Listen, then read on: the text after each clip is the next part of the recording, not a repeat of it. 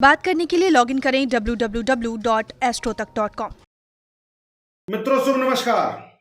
Astro तक में आप सभी का स्वागत है, अभिनंदन है। जीवन में धन, सम्मान, आध्यात्मिक शक्ति, विद्या, बाहुबल को प्राप्त करने के लिए व्यक्ति खूब परिश्रम करता है, दिन रात लगा रहता है, लेकिन लक्ष्य मिलते मिलते प्राप्त नहीं हो पाती। आज हम बात करने वाले हैं प्रतियोगिता के क्षेत्र में कोई छात्र खूब पढ़ाई कर रहा है और लक्ष्य तक नहीं पहुंच पा रहा, जैसे सिविल सर्विसेज की तैयारी कर रहा है, आईएएस की तैयारी कर रहा है, पीसीएस की तैयारी कर रहा है या अन्य सरकारी नौकरियों के लिए प्रयास कर रहा है और उसे मनचाही सफलता नहीं मिल रही है और उसका परिश्रम, उसकी योग्यता उस पद को पाने के लिए पर्याप्त है, तो कहीं न कहीं जन्म कुंडली में कुछ अवरोध है जिसके कारण आपके मार्ग में रुकावट उत्पन्न हो रही है। तो सावन में शुक्ल पक्ष में विशेष करके कुछ ऐसे उपाय हैं जो आपको आपके लक्ष्य तक पहुंचने में सहायक हो सकते हैं,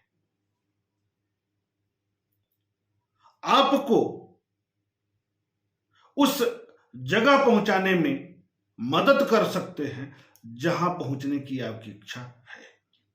लेकिन यह बात है कि आप योग्य हैं और नहीं पहुंच रहे हैं, तब इस श्रावण मास के शुक्ल पक्ष में कौन सा उपाय करेंगे? मात्र 15 दिन की बात है। इसमें कौन सा उपाय करेंगे जिससे आपको आपके अभिष्ट की सिद्धि हो जाएगी, हो सकती है?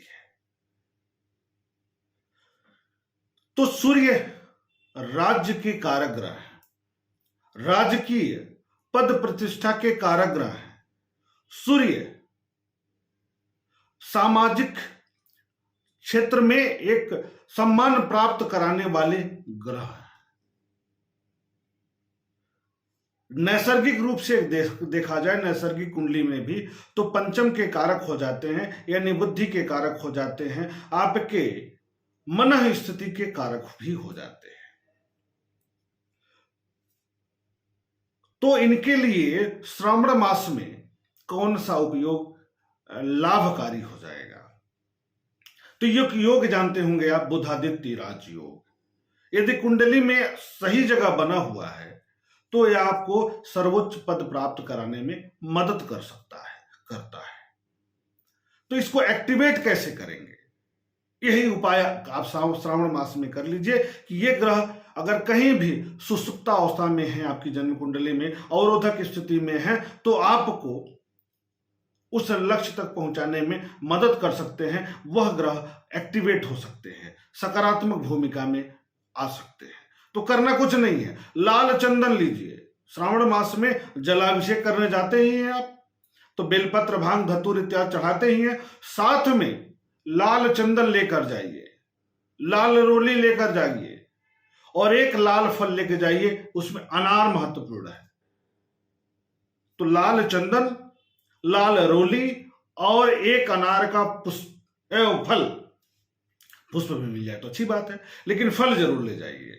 फल आसानी से मिल जाता है, पुष्प मिलता नहीं है, तो फल ले जाइए और ले जाकर के जलाभिषेक करिए। बेलपत्र, भांग, धतूर इत्यादि चढ़ा दीजिए भोलेनाथ को, और अनार का जो फल ले गए हैं या अनार का जो पुष्प ले गए हैं उसको चढ़ाइए। उससे पहले लाल चंदन का शिवलिंग पर लेप कर दीजिए, लाल रोली चढ़ा दीजिए, फल अर्पित कर दीजिए, पुष्प अर्पित कर दीजिए, प्रार्थना करिए, उसके बाद चले आइए। यह आप प्रतिदिन करेंगे शुक्ल पक्ष में, तो देखेंगे कि बहुत सकारात्मक परिणाम आपके जीवन में, सरकारी क्षेत्र में मिल सकता है, सहयोग प्राप्त हो सकता है इन ग्रहों का आपके जीवन में।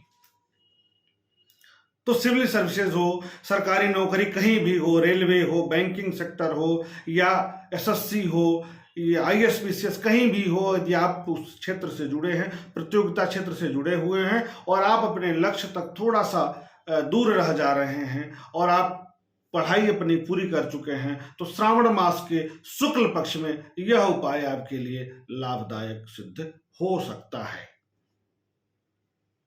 इस प्रकार भोलेनाथ की शुभ कृपा आप पर बनी रहे, इसी शुभकामना के साथ शुभ नमस्कार।